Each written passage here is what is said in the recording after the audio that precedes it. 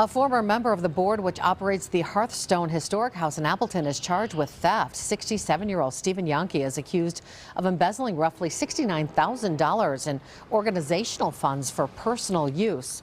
According to the criminal complaint, an investigation began back in May of last year after the board became aware of suspicious spending from the accounts.